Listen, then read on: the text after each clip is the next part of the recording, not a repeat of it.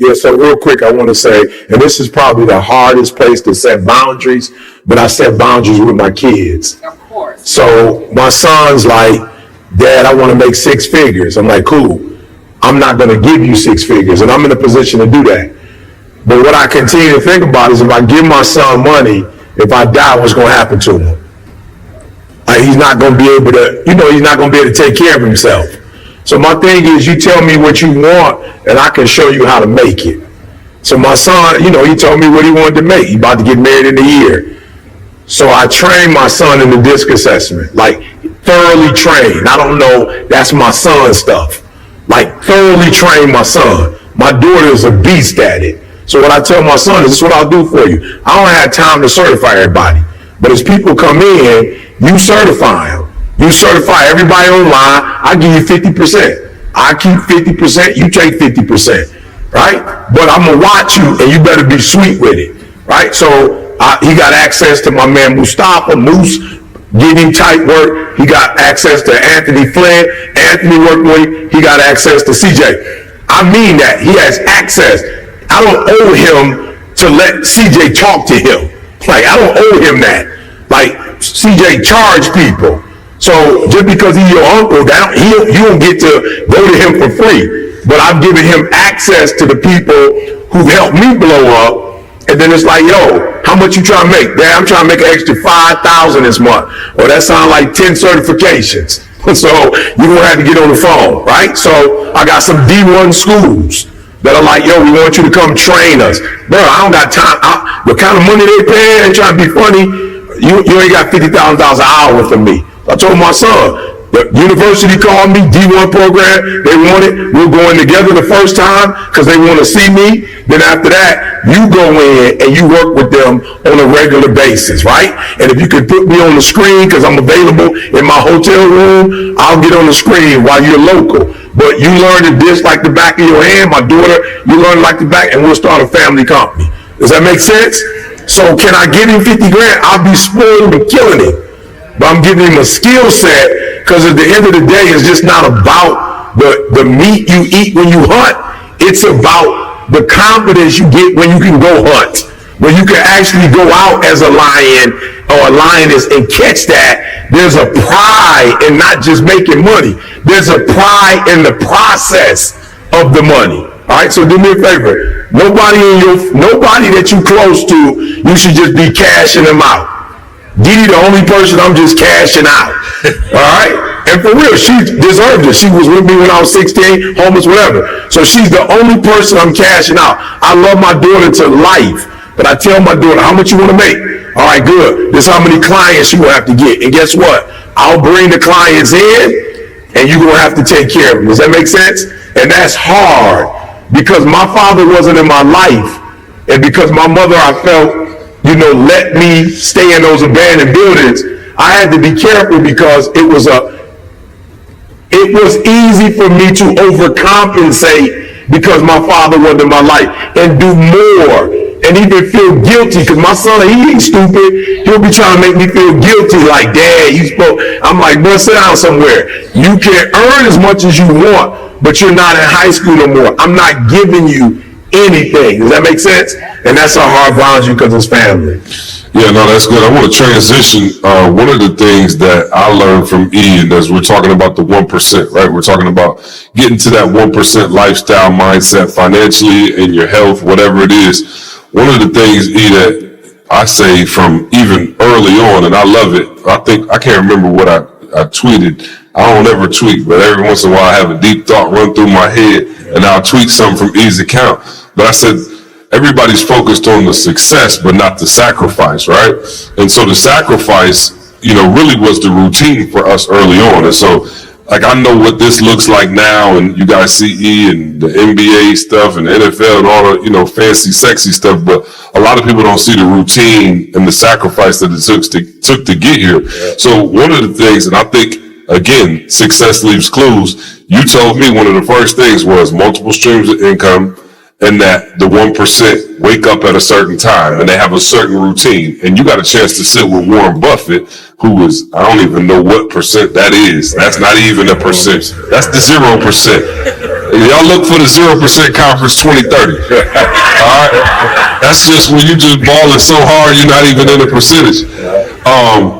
But you were able to sit down and actually glean from Warren Buffett and those types, and it kind of validated some of the stuff that we were already doing. So talk about routine and not just waking up like an accident. Like, I think a lot of people, you have an idea, you have a vision, you have a dream, but then there's no clear-cut path to executing it based on, you know, kind of your routine. And for us, you guys, you got to think about it. We would come to the office early every single day, an hour before work start, because we knew we could use that full hour for the dream. Then work would start. We would do our work from 8 to 11. Then 11, it was back to working on the dream. And so we had a routine. And at the time, I didn't even realize it, but it still creates a routine within me to this day. Like, my wife's in the back, she will tell you, like, I have a certain routine and I get like irritated if I come off that routine at all. She'll be like, babe, I know you don't, can you please, I got a dentist appointment. I'm like, oh my God, just because I'm so tied to my success habits. And that probably comes from you teaching me that. So talk about why you've always been so big about routine and how that has contributed to you now being in the 1%. Yeah, well, one of the things I realized is that before the routine, I wasn't successful because of who I was. Like, and a lot of y'all, for real, here's what you gotta stop doing. You hold people to the fire when they don't do what they're supposed to do, but you give yourself a pass. Like, and you gotta stop doing that. Like, I see in this generation, people will let their kids get away with stuff that I know you wouldn't let nobody else's kid get away with. But sometimes when you're so close to something, you don't treat it you don't treat it real. Like, you give it a pass because it's your baby. But if somebody else was to get on your couch and do that, you'd have a fit. Or somebody. So what I had to start doing was saying, you gotta stop holding other people to the fire. You gotta hold yourself to the fire. And I realized that without a schedule, I was the one that was messing up my life. And I realized I needed a schedule because I wasn't the brand to get me where I wanted to go, if that makes sense. Like, that version of Eric Thomas would never make me a 1%er. I realized that. So when I sat down with Warren Buffett, 3 things that blew my mind. I never really realized where his money came from. So the first thing I did was I was like, yo, his money comes from investments. Well, what happened was when he was 12 years old, his father gave him his first grand and let him make an investment. So I realized he's not getting up early in the morning just to get up in the morning. What he says he does is he reads. He doesn't just read books. That's not what he does. He reads financial reports. So this dude was telling me he read a financial report of General Motors in like 1964.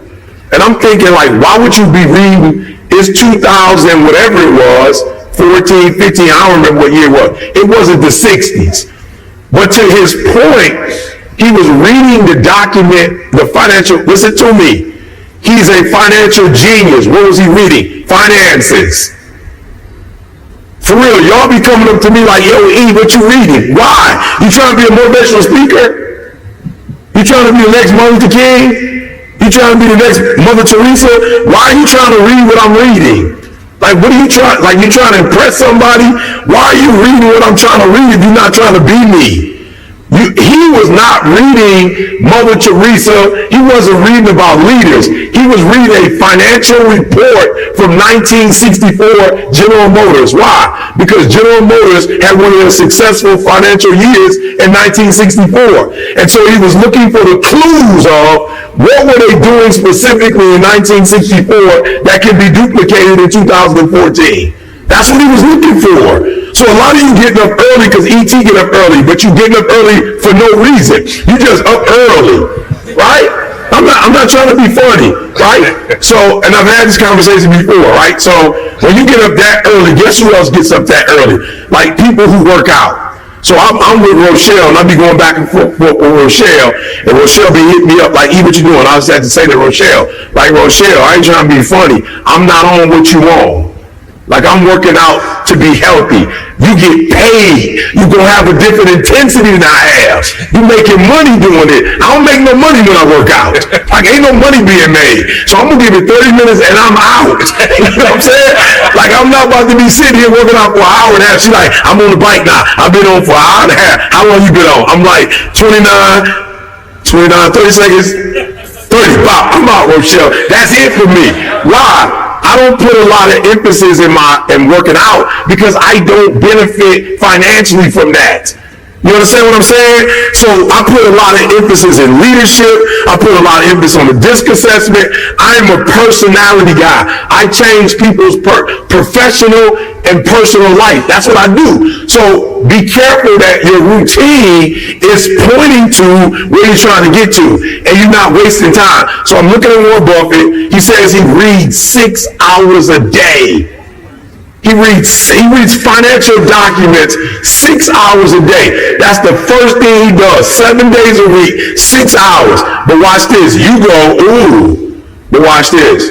When you read something for 6 hours times 7, that's 42 hours, right? That's 42 hours a week, right? I don't know how many hours that is a year. But guess why he makes the best financial decisions? Because all he's doing is financial stuff. He put me in 10,000, 20,000, 40,000, 50,000 hours. All right, I want to do this and I'm going to let y'all go. We're going to go to the next question. Watch this. Somebody sent this to me and I just shared it with CJ. This is crazy. Do you know that you don't start making $1 million? The age group that makes $1 million is 35 to 39. They make an average of 1,250,000. Yep, that's okay. This is the 1% club. I'm sorry, thank you. The 1% club. If you're 18 to 23, it's only 20,000.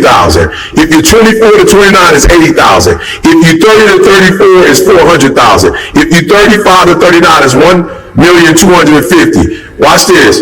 Warren Buffett is he probably 65, yeah, he's 65 plus, that's 11,750,000. Do you see this? With the age, the money goes up. So when Warren Buffett was younger, he wasn't making this kind of money.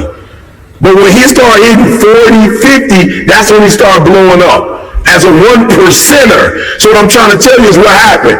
It took all those years of getting all that information, all those years of studying all that stuff, all those years of putting in that work, and then finally all that stuff was that knowledge was compound interest, and then he started making certain decisions that people thought was like rare. It wasn't rare. It was that all that time finally caught up to his decision making.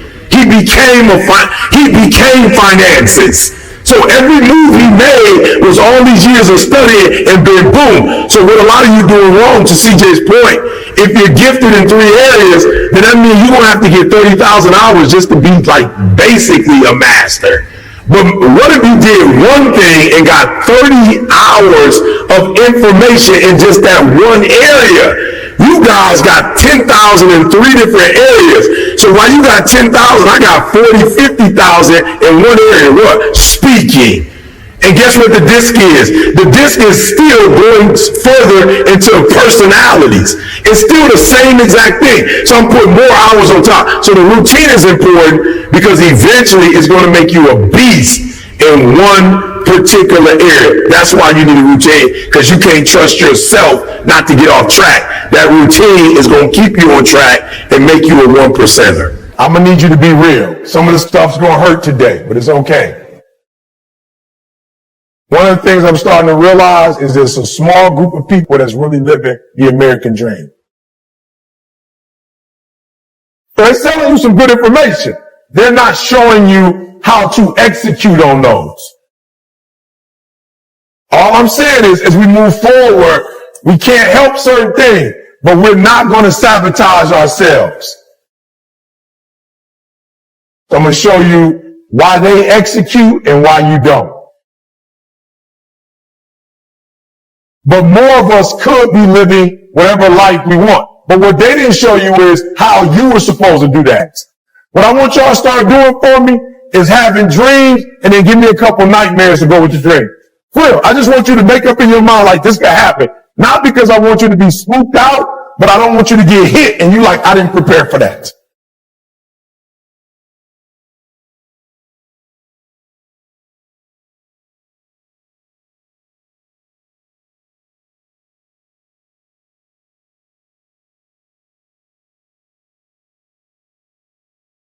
Success is not achieved overnight.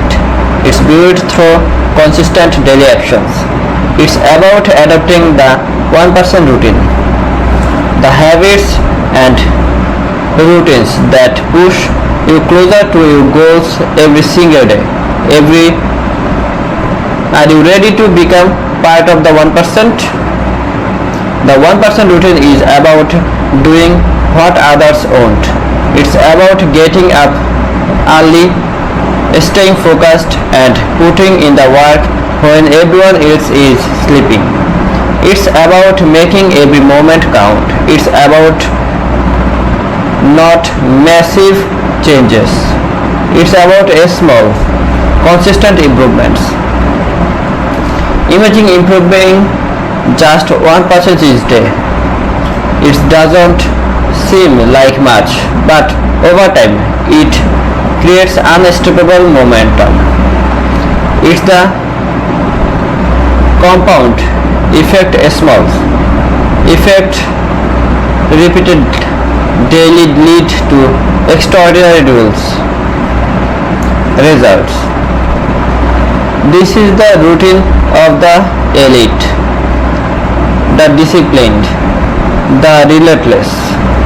Success is a marathon, not a sprint.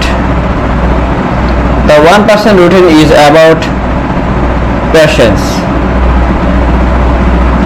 persistence, and unwavering commitment.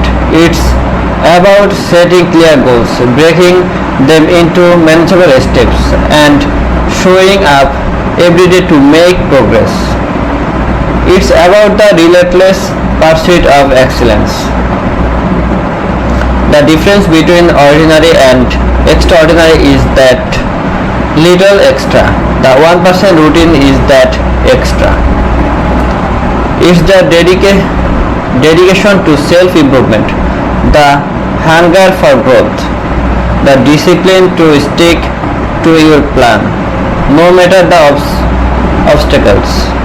Remember, greatness is not given, it's earned. It's earned through the 1% routine, through consistent daily actions that bring you closer to your dreams. Embrace the routine, commit to the progress, and watch as you transform into the best version of yourself.